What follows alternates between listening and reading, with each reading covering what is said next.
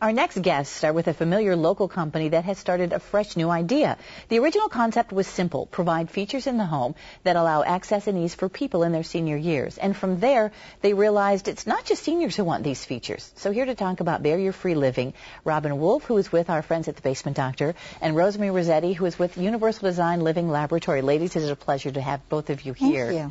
Thank you. We are combining these two, and Robin, you've been on before. Explain what you mean by barrier-free living. Well, barrier-free living is basically the same concept before. Aging at home, barrier-free remodeling is what we were talking about. Now we're just emphasizing exactly what it is we want to provide. Barrier-free remodeling. Taking the existing residence, modifying it, and making it work for you. You worked very hard for your home. Now we want to put it back to work for you, safely and efficiently.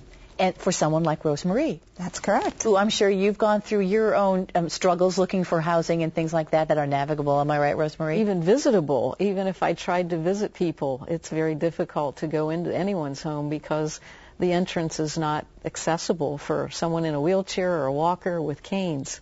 So we need to do a better job in new construction also to look at the visitability of that home. You are involved in something called Universal Design, and that's where you're working with these folks to sort of partner, if I'm getting this correct. That's correct. So you explain the concept. It's first I've heard of it, Rosemarie. Well, it came about in 1980. Ron Mace, an architect in North Carolina, and his cronies came up with the concept of what if we had design of spaces as well as design of products that was usable by all people, no matter what their ability or disability. So we look at a more human-centered design approach, not just for the homes, but for all spaces, not just for the design, but also for the products inside those spaces. So it's a concept without adapting or having special design. We're looking at the world from a perspective of let's design it right from the beginning, rather than having to spend money later to modify it. Now you are building a house here in Central Ohio, a Universal Design house, so that people will be able to see what you're talking about. Explain what's going on up there. Well, my husband and I are building the Universal Design Living Laboratory. It's a national demonstration home and garden over on Clark State Road in Jefferson Township. And this home will be open to the public when it's finished, so that other people can borrow a few good ideas from us and learn more about universal design from our firsthand experience. So then, Robin, you are also putting some of your barrier-free remodeling ideas into this home to give folks an idea of how it works? We have been working with her on some of the aspects of the basement. When we got involved with the project, that's kind of where we started taking form. But she has some wonderful ideas. We're always looking. Our senior capability is, always affordable and make it work, make it easy.